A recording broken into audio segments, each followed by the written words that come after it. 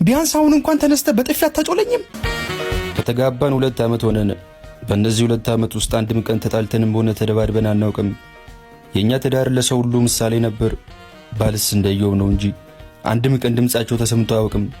ሚስቱ ግን ታድላ ከአባቷ ቤት ወጥታ አባቷ ቤት ነው የገባችው እያለ ማያወራ የለም። እርግጥ ነው ሚስቴን እጅግ አድርጌ ነው መወዳት። የልደት ቀኗን በስተት ረስቼው አላውቅም። ሁሌ የልደቷ ቀን በሆነ ነገር ሰርፕራይዝ አረጋታለሁ። ማታ ማታ ሁሌ ቸኮሌት እያስኩላት ገባለሁ። እግሯን ማሳጅ አረጋታለሁ። ጸጉሯን ቅባት ቀባታለሁ። ስንተኛ የማንብላት ቤት ታይም ስቶሪ ባጣ እንኳን ቴክስት ቡክ አንብላታለሁ። ሩካቤ ስጋ ስንፈጽም እንኳን እንዳማት ብዬ ብልቴን እስከ ግማሽ ነው የምሰደው። ብቻ አቅሜ የፈቀደውን ያህል እንከባከባታለሁ።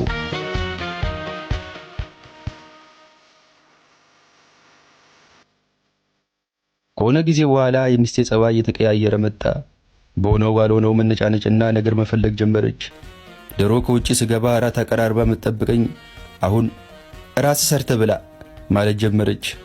ቲቪ ከፍቼ ሚውት አድርጌ እያየው ድምፁ ረበሸኝ ትላለች። ቸኮሌትና አሻንጉሊት ይዤላት ስመጣ ምንድነው እንደ ሕፃን ልጅ ሁሌ በአሻንጉሊትና ቸኮሌት መደልልኝ ብላ ተወረወረዋለች። ድሮ የማውቃት ሚስቴን እያየው አጣኋት። ሰይጣን ተጠናውቷት እንደው ብዬ ጸበል ውሰድሽ ስላት ካንተ በላይ ሰይጣን አለ እንዴ ብላ ፈጠጠችብኝ።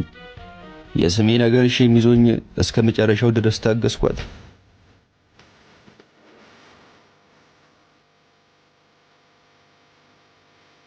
የሆነ ቀን ቤት ውስጥ ጋደም ብዬ ድንገት መጣችና አንተ ግን አይገባህም እንዴ አለችኝ። ግራ ገብቶኝ ምኑ አልኳት። እያደረግክ ያለሁት ነገር ነው።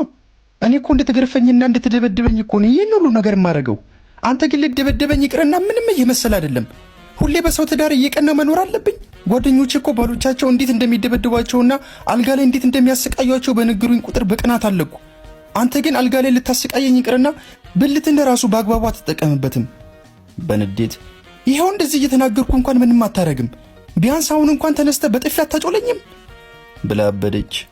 እጇን ያስኳትና ድምጼ ለስለስ አድርጌ ዮርዲዬ አንቺ አያለሽ እንዴ ቆይ መደበደብሽ ከነማን ጋር መዋል ጀመረሽ ነው እንዲህ ተበላሸሽው ደግሞ ብዬ ንግግሬን ሳልጨርስ እንደውም ከዚህ በኋላ ካንተ ጋር በቃኝ ብላ በሩን ከፍታ ወጣች።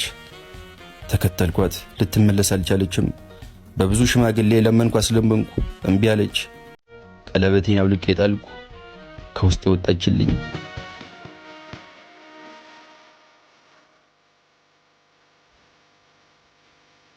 ከወራት በኋላ መንገድ ላይ የሄድኩ ስልክ ተደወለልኝ። ጓደኛዬ ነበር የደወለው።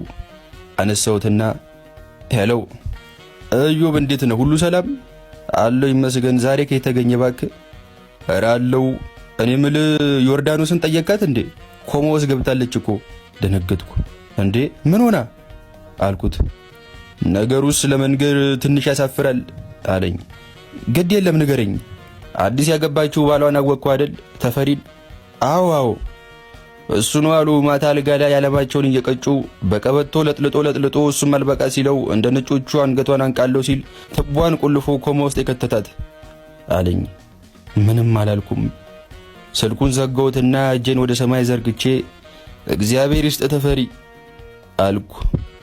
ተፈሪ ማለት ማዕከላዊ ከመዘጋቱ በፊት እስረኛ ገራፊና ብልት ላይ ሃይላንድ አንጠልጣይ ሰው ነበር።